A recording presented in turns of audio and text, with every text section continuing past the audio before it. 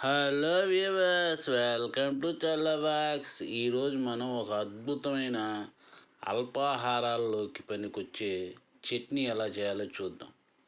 అదేనండి, hotel style టమాటా చట్నీ. అంటే ఏంటంటే అసలు నూనె వాడరు, తాలింపు కూడా వేయరు, అసలు నూనెతో సంబంధమే లేకుండా నీళ్లతో చేస్తారు అన్నమాట వాళ్ళు. నీటి టమాటా చట్నీ అన్నమాట. చాలా బాగుంటుంది, కానీ మనకు తెలియదు అసలు వీళ్ళు నూనె వాడలేదా అని ఆశ్చర్యపోతాం చూస్తే. అంత బాగుంటుంది. ఎలా చేయాలో చూద్దాం.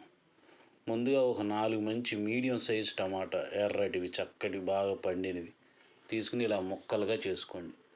పొయ్యి మీద ఒక మూకుడు పెట్టుకుని ఆ టమాటా ముక్కలన్నీ వేసేయండి. ఒక అర గ్లాసు నీళ్లు పోయండి. ఒక 4-5 పచ్చిమిరపకాయలు ముక్కలుగా చేసి వేసుకోండి.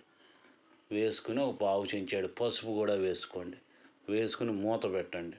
ఒక్క 2 నిమిషాలు అలా వదిలేయండి. మూత తీసి మళ్ళీ కలిపెట్టండి బాగా. మళ్ళీ మూత పెట్టండి.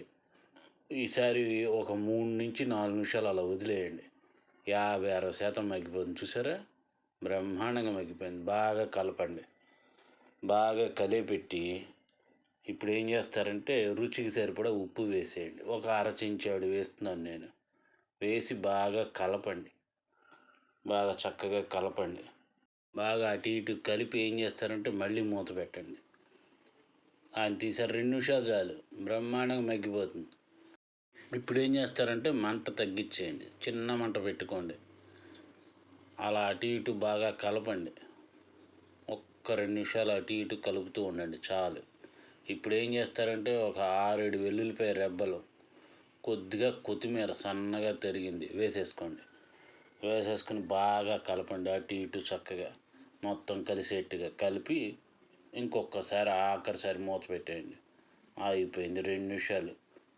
చూసారా, బ్రహ్మాండంగా మొత్తం మగ్గిపోయింది. చూడండి ఎంత బాగుందో కదా, చక్కగా మగ్గిపోయింది బ్రహ్మాండంగా. చూడండి అది అంతే. ఇక పొయ్యి కట్టేసి చక్కగా చల్లారబెట్టుకుని మిక్సీలో మెత్తగా పట్టుకోండి. ఇలాగా అయిపోయింది అద్భుతమైన నీటి టమాటా పచ్చడి. పేరుగే కానీ మీరు నూనెతో చేసిన దానికంటే కూడా రుచిగా ఉంటుందండి.